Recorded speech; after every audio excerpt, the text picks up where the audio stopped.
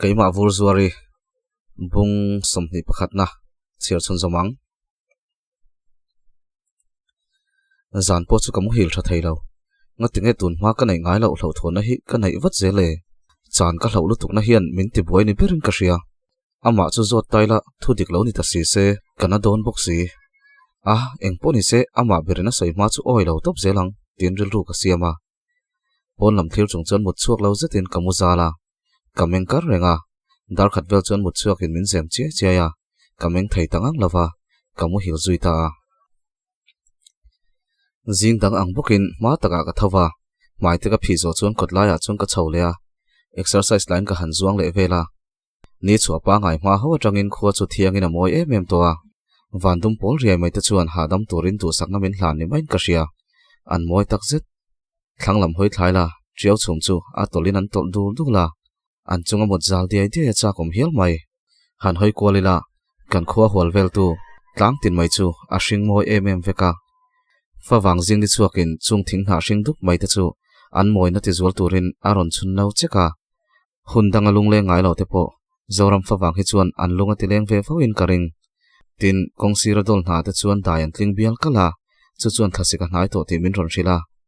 zingkara siam tu faka chiar ni ania sawa sham thom te po chuan athuk moi tak an nei hialin ka ria kai chu an zai ka ngai thak thin te lal tran pu te lalian moi te hawan nitlata heng khwarel moina nei charte hian an ma ni angmain kalungan ti leng pha kalungan ti oi thin komchak paron chuaka kavalu le zok hlanin ilo tho ve man ani mo noi varvar chona ron tia a oi omlo e maya I chak lo le ta tin ka lo chang phata ani tak tak tokin jing chu nang ain ka thau ma sa kha ibularin him ko nga khan ka thau ma sa zo ka nei ti chin chianan darzat ka zia kha ati chuan kongpui sira rin him kong chu ka en phata ani tak tak ani hi ni zan ka men rei lutuk wang ve ka ni ti in ka tum bara oram engala chuan thlaron sik chawanga kachak le to don ati chuan kanui saka winter season hi chu tho har ve thine malom a hrimhrimin a ho to pa beri ron ho de ya enaute sola mai ria tir de ya ti in voinung nung chon ka hawa a ho tu ni nom na ni ngai tin a nui suka over lo chor halu tok songche ka ti supa tu mo usanga mo tin a nui suka ini nom tin lai de win kanuya komchak pa chuan thin chesi chapo si khatiang mi zia kha idu lo hrimhrim mo ka tia ti in mana bula ka soi to chu aron sei chong le kaning malam hun tu man kan shel hei nem tin kanuya taktaka anun point thla khop mai nang kan khonula mel thale fel a han ngai zon me che chuan anun point thak ve viaw lom ti in thu tak deuh chon min changa thing pui du wang tin kanuya siam vat mai te thu thleng lo la chuak la ati le to ka soi ngum to helaya hian thut na tur siam la ka tia I siam du lo reng ti pa chuan ina chuan ka luta thing pui chu no ni ka thlile a ka keng chawa komchak pa chuan nia ka thai ngil zia lo mu le chulawa thing zai hi ka nei chelhom lu to ka ti in bob kho khera thu dar chung chuan thing pui chu dor tri khala kar le lama siam kan tum donia classic chaudona kan pani pokhian jinglum ainan kan du leang tina soi chun zoma ni poron tlang sang ve tiala Sunday ni wangin Sunday hi chu ni hian a du sak fal thina aron sale viavin karing kapi churon awlawa teno fritza sare phi tu tange aron tilar lara orame nga chuan in la sanai trek in samhe don tum hi chuan ti hian thenom te hriat tur nge hian in hanin awa sign me lo hi chuan in chome thuk rut hian choin aya ati chu adara ka beng pupa dot sei lo mai te ininom lutuk tin kanui kara thil ni mel deuh hi soya mi bula soisen oi le rungu tang chu komchak pa chuan ani komchak nu kan honge tokin jing chu kha ka chako lo chin chiala ti na nui suka in chunga chuan kalu thlave ngala kapi chuan boxarep chu alo khai chuaka min lo mel ha hei alo om ringota ilayam ni tin min zota leilo mania sena omlaya boxarep ai chak thui soi kha alo shefuwa palhuna te ron kal tur kha alo han chani kha tin ka changa oi angai lo sin mole sena po hi min ngai tu ave riau mai tui pam chiat lai zong khan kan tui min choi kha sak reng boka a phak to ka hi chuan min buai puina sa ve khop mai a fel riawani tina fak le to kapi hi chu a thil hi man lo thei ama thil ti sak tu chu a fak chiam zela pi ke chu ka ten tlatania hetianga thil min ti sak reng chuan min la zuam mai mayang ati le dona chuan angai lo ti tlat toro tin ka shila du sak taka min ti sakani ta chuan lo hnial ringot kha dik ber lo ati chuara du sak na satlian ni tlat lo lom keima min bei sei wangania ka du thei don chuang lo ami zia hi mo ka ten ani top mai ka ti chuan ole engponi se hei hi chu han siam photte pakhatin sanghatein maron la pakhatin voksarepin chomhe ei chak zong hi anom lai hian han soi zeu zelena a that don hi tina uang zuya kan nui tu na jingdar ko vel chon chu kan ei kham fel to a kapi chuan a voksare bron lei chu atui hle mai tin a zo zial chu a zu khutal tala i khuna sa si zo zial khai zuna salutuk tin ka hawa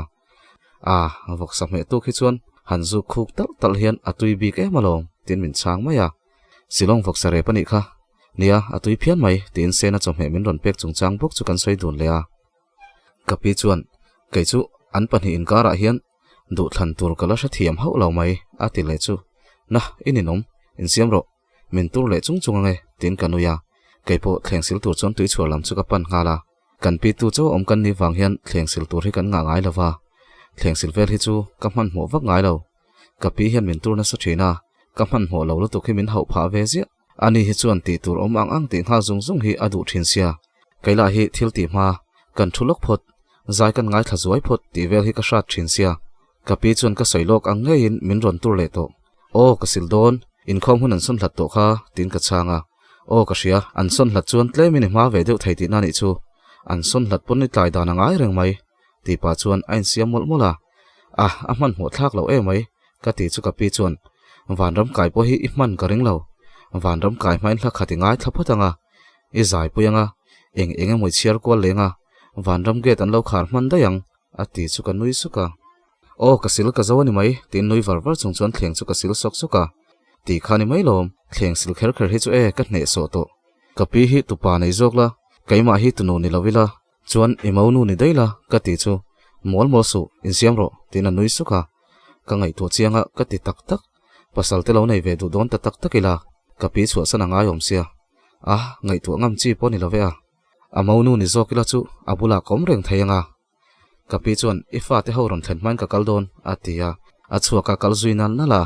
kapi chu atanga rei lo te ma te le te chu an ron thleng chun zom hala te chuan au ka moem tin kor thar chu ron soa oi moi lu tuk tu lei nge tin ka zota apa min lei ania tin a hlim topa ma te chuan keipo anun Christmas don a moi tok min lei don alo te ve boka keipo kor moi lei ve ka ngai ni in moi dun bok si ti in kanau te pani chei pa chon kan siam mol mola kan siam zawa in khom tur chon kan kala du to ka kan hanin chei hi chuan mel tha te hi chu kan ti ve thin ka pian po hi mi hian an soi ve fawa du tok lo na lai te chu nei ve mai la mi anga kain en kol na sat lo ngai tu hi chuan ka vun le ka pian hi chu moi ve reng chuan ka sia ma se khovela hian kai ai tha hi an tam ema han chapawa hanin du tok ngoi hi chu a harani kanau te nen chuan kan kal tha zela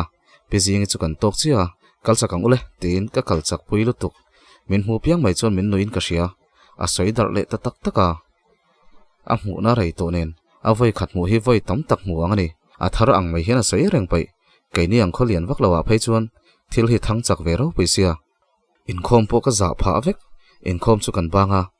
pona chuan tleirol te chuan ke le lam khai so win thlan lo la le a bi chuan anu te khoi thlak lo lak veng che tin ka phone chu min dila kan pe ve nge ya thla chu kan la ve na sa ni danga chuan kan in khom banga rengpui aron in khom ve hi chuan rei lo te kan ti zuaya ain khom lo phei chuan ka ho tlang hal de zel enga tingai nu ron in khom lo tin ka zota abi chuan a pei lo niang ati maya inu la hi in khom hi pei lo ve sia lo shil ro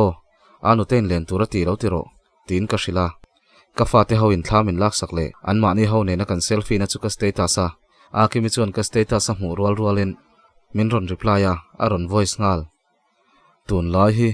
status a hian nang ma hi in mang ve reng mai nu thloi thar lam ang mai i ron in post ve se ka aron ti i zakim kain man kha zia hi naupang in thlam in lak puya kain mang ve ni mai lo voin chu thul suo ka tia kimi chuan kamman ani ngal mai atia upa puin min ron kola vuri siamem aron ti o siame tin ka chang vata loda chola hei naupang ho hian an ei cha kaniang aron tia ole la si poka nei to sin tin ka shil ngal a that chu engza manin ngai siam tin min zot ngal cheng som nga man le cheng som ni manin ka siam tin ka changa o that chu som nga man chu ka lo duang som ni man po chu ron keng thoro thenom te a hian du nomang ka lo zo ko sakang che atia ole in man hoem tin ka zot le ngal vat hei naupang ho hi anin khom bang lu man tilu tuka i man ma chuan a poi mi lo atia o ken thlakanga karon chhongal donia tin ka changa naupang ho poka hosana in ka thlenga ka pi chuan inuna ron kola abizi ti cha ti in min lo shil ngala o ka lo en mi lo upa puinen kanin bia tin ka changa kha koleto tin phone chu min pe a ka koleta engenu tin ka zot ngal eng love karon pe chak che a karon pe pe che a te rungat ani mo upa puinen kan lo in bia in khomem tin ka zota khom love i pa rui sol le pe ka a boi tha khop mai tin min changa ani chumale tin ka changa ka pi phone chu khuma kha da loudspeaker ko na ti chuan kanin bia eng thil poi mo ma phai chu soi lova kanin biak chu kan du tok vele maya a fashon emi ron omnu hian min ron kol vele zo thina ma se kanin betam chuang lo ani point soi tur sha lova kai point soi tur ka sha bik lo bok mi chuan sual po min ti mai thai ka hoto mi lo na min an nu te laka feeling san nai ang an ngai ngoi ngoya an thlak hlel ngoi na angkha kanu laka hian ka nei ve lo reng dik tak chuan kanau pan lai hun zong zong in kanin velova ka upat deun huwa kanin phone ve zuk zuka chu po kum khata hian voice som vel ani mai thai chu wang chuan kanu ka thi sen zom ngai ani ti lo hi chu ka tan hian hlut na nei in ka shelo chu wang chu niang kanin biak po hian soi tur ka shelo thei lutuk tuna hian hu thutila engtin nge ko mang po ka ngai to thiam lo mak ka vati vut ka ring lova tin ka vati huam huama ka va bo deuh chuk po ka ring lo mi khwal pakhat ve ang mai chawin ka ngain ka ring ka pa phei hi chu ka pa ni ti chau lo chu engma min ti sak lova kanin mel hriat ve ni deuh mai tuna phei chuna mel po ka mu kha to a thalak thar mu tur om lo bak nen a biak po kanin bezui to lem lo a hriat po hi kanin hre chum zom vak te chiam lo ka tan chuan ka pi hi engkim ani top mai ni la si le vor chu kala chuaka ka ti sat lian hlup ka pi soi dan ania kai chu oversize ka ngai na ka ti sat war chu ka ha ke korbul hain slipper ka bun boka ti chuan ka vur bom pan hi chu ka en kop zuk zuka a khoi zok hinge o ka khayang isaka min pe khi chu azang zok ngeya ma se mit min nuyang ti ka hlau bok sia tin ka ken tur zok chu ka ngai tu na sa chutia kain ngai tu boi lai chuan isaka chuan min ron kola hei kan varon hole thailo mel ve aron ti enga tinge ka ti ha hei kanin sakna kan kom sak loka hian an fa pa thia anin te kanin sing sak pui ve a tin min shila ani mo avan zia lo ve ma se chu ti ni chuan nak tu kan ha point thok theina tin ka changa nia zana kan ron hoang tun tu ta ron chu chu kanin thlasung dewa tin min changa ole fel deuh khanom la ka ti chuan ka fel lo ngaim ni a ron ti ve ngal vat o fel lo ve zeu ve tin ka chang chu o shanga chuan kai hi min thla tham hal ringa chu a ron ti o shangai lo nui suk chung chon ka tia ni e hei thakimi ngai thu sai reng mai tin a ron fiam ve boka isaka chuan sai chun zomin engai ti don len chu chuin tum time tin min zot le a o tuma ma se he vuran ron order le sia upa puin la sinen ka han pelokang ka tia isaka chuan la sizor tu hi ka tan chuan la sini aron ti zoi supa I over tin kanuya ka da don kalvat ka du naupang hon tam lain tin da ka tuma isaka chuan ole ler lola ati zoi supa ka ler ngai moni nangma zo kha mi khuwa ka mu phak lo nai oma I ler vai bum hun khotlai rol hau kha an mel thasia I lo varim velange tin ka chang veng ha zata isaka chuan ateu lo nangmai thaber chuan vurbom kha ka pek jok chi kha kengang che aron ti aza thak ka ti zoi sep kengro iken turina lom karon lei iken le ken lo mi ka zot vekang ati chuan na thalak hi da tel khera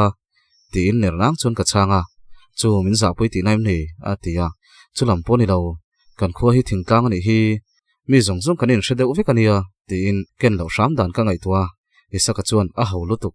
ti khan midang in an ron bai sei ngam don lo chelom mi pon couple ti sat te pon ha tholom keng mai ro atia ole kalo keng donia tin ka changa phone chu kan da marveng lam pan chuan ka chho ngala huan pu du angai chuan avur bom in present chu ka kenga kor thoveng lama tang chuan ka kala kan khoming putchan kor thoveng tawar ka thleng chu Cliffy malo tho heu hewa eng ang point ni hi soma se helai hmuna hi chuan Cliffy hi omreng ni main ka ria ka chol deuh wangwanga akimi chuan min ron kola oi ka thian ka hlau thong lutuk a ron ti enga tinge tin ka chang wat abela kha a thi mokatia oi alo thile lo ni chu ka lom dan hi a ron ti I hau ha lai ya tin ka vin hluka o ka lom ve ni mai lom a chang tunu hi ka thik khuanu abela ang hi please a ron ti I over ve status sai man kha du tok ro min ron thil kher zel su ka ti hluka nangpo a ma te chuan ni ve tho kha bial pai nei tang hian in la enge moni a ti hmuka chulamani lo hei in venga ka ron chhodona upa puite na vorle la se ka ron deliver don o ron chhoro sumoi nem nei ron kal atile iwahan over tak ka ti hluka oi kan kho sumo driver ho hi a ka tui lo atile ka ron kal don a hrim hrim in story kha ka ngai thlak na rei to lutuk lo thon chiam ngai lo kha mi zong zong ngai thlak nuwa hian ngai thla I tang ve mema an comment kha in masa vela tin ka changa ka in masakin angai nom na bawanga sin a mangai number hi ka du atilea engatan ka ti hluka a thon thu chiar hawa a chang tu pa te hi an number na yang atilea ni sa si nakina kan soi dun donia tin phone chu ka da kan ti viau takna tun ma kha chuan kan story ngai thlak hi kan in share to na kan ngai thlak in angreng po hi kan soi du na tuideu khan kan ti thei thina a soyang tak tak kha kan in ka ria isakane na kan in ngai zon hu hian story ka lom lu tuk te kha tlem chona re ve dewa tuna po angai thlak chu kalangai thathawa ma se a zong zong anun puyang kha kanai to lo akimi hi chu khanglai huna khan la tang ani ber mai VC house ka thleng chawa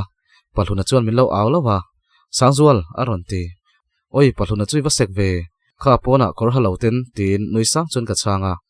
alum lu tuka khoi mo vur alo mem aron ti puya chuan vur zori ron kalem ni atia vur zori ti hi ka pulhen don aniang ka tu lo mole huan pu awang vek ama chuan min ko se chu azia zia te po o ron kale milo doru tin nui sang chon ka changa an thlen na kot lai dai hlim lai a chuan keram bot penin an lo thu bial la ya khoi vur chu kan lo du veng tin min ko tha vur chun la ya sena po chu ron chuaka la si chu pakhat ka lo duang ati zoi su pa awale ta tanga paisa phor mek lai chuan palhuna chuan wai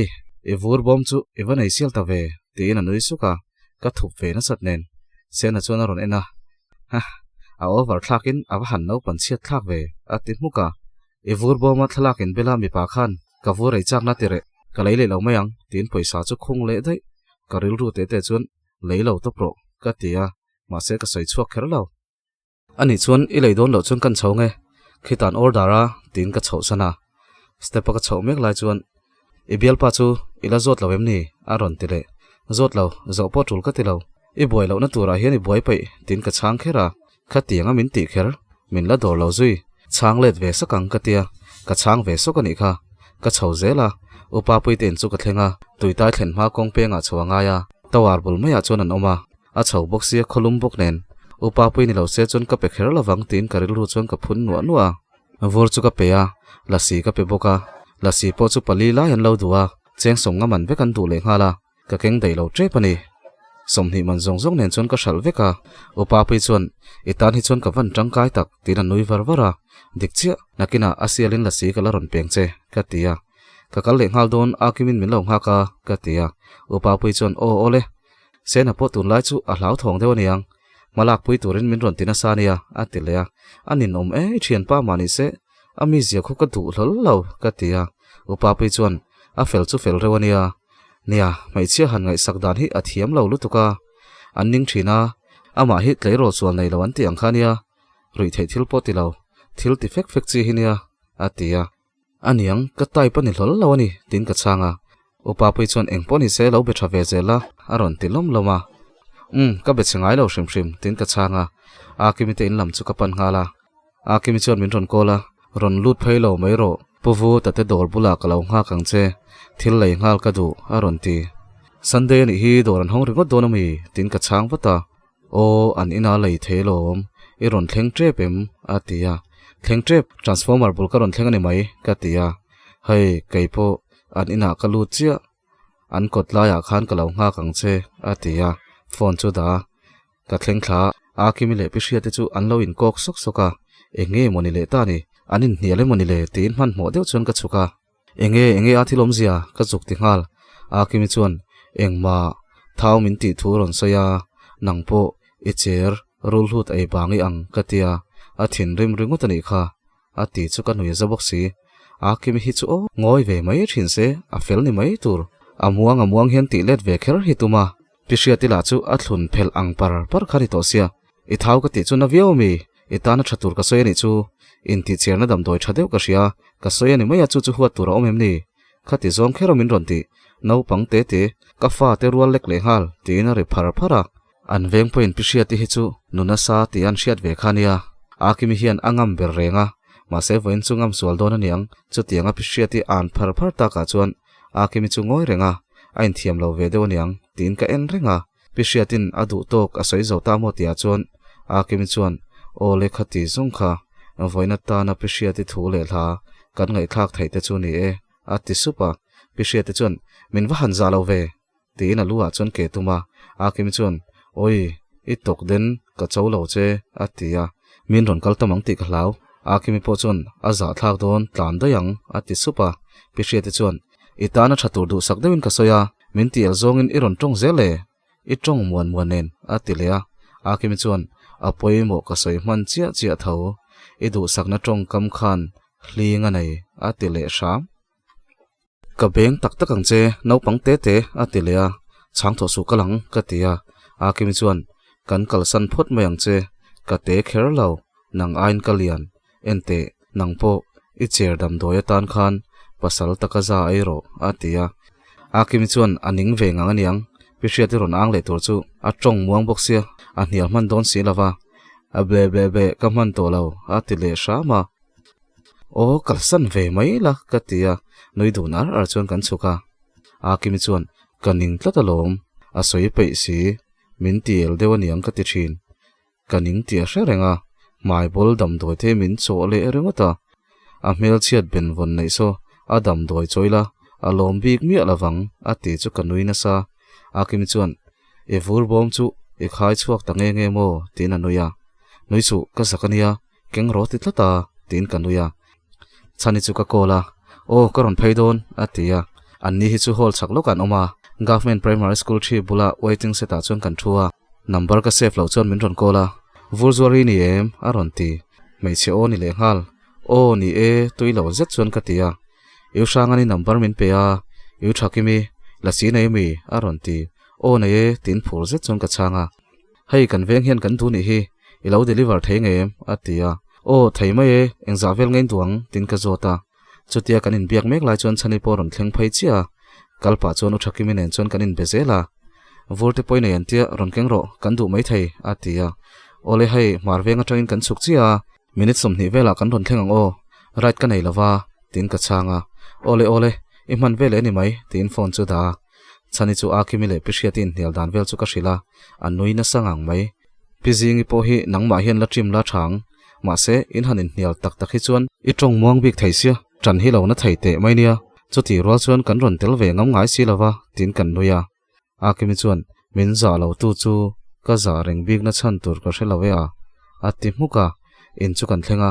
a kimi chuan kan kalpui don man che ti pain vursen chu la chani chuan khoi keipo ka kal ve don tho tin a ron ban ve ngal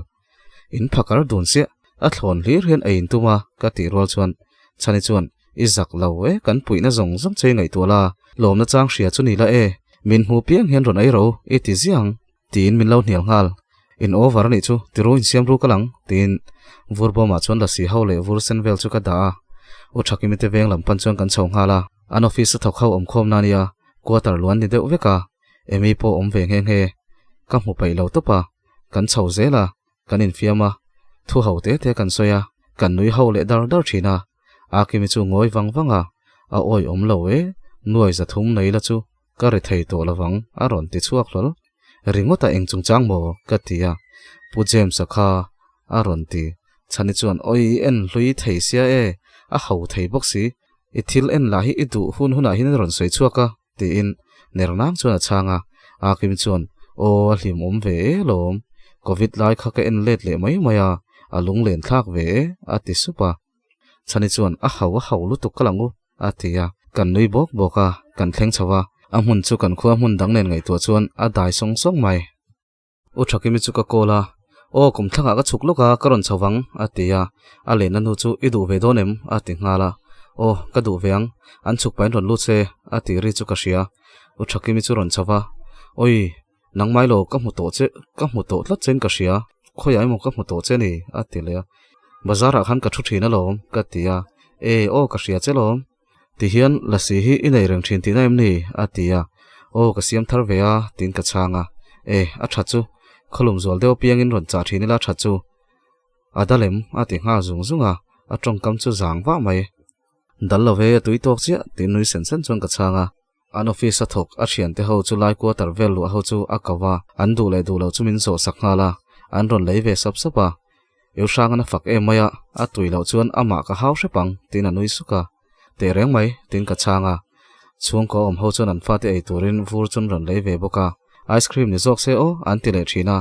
a kim chuan kha tui zok tlom si tui si ni kha tin a lo fak ve na sa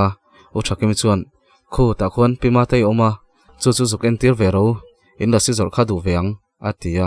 ole tin kan chuka kan zuk thleng thla lo khir phiana in chin kher te lo ti a kim chuan a ei lo me lo tuk ma se in shalna tura ni don chon poi ka ti lem lawa kan in chin tira khoi somni man hi ka lo lang somnga man hi chu atam lu tukang atia somni man chu la kan veng lam pan chuan kan chuk nga la voin chu kain shal thatopa kain shal that thu vel ka soi chu lei turan lo soi le nga zung zung isaka chuan min ron phone a eu sangan customer mu sak che kha anu thakim kha na lo bia chem aron tia o bia e anei mel thle mai ka tia u sanga chuan ka bial nu ni mi alo ania tin zoi sup chuan min ron chang ve isaka chuan i thian te nem nin kal atia o ni e tin ka chang wat reng pui tel ve tin min zota tel ve lo ani chu boy aniang ka tia som ve tur chelom ain thlasung aniang e tin min changa nia ka shil na sa a tha ve mayang sunday hi chuan an chung boy ve shima tin ka changa e vur bom chu aron tile ani nom vur bom bok chu tin ka changa khoimo akim chu kalo bia atia akim chuan enge ati supa thalo lak sakte atia engatan inom na sajun tama saju hlawata ni duami ati kher ngal ve sia tin ka tau suka athil ken kha kengro ka ti kha ni nge ni lo atia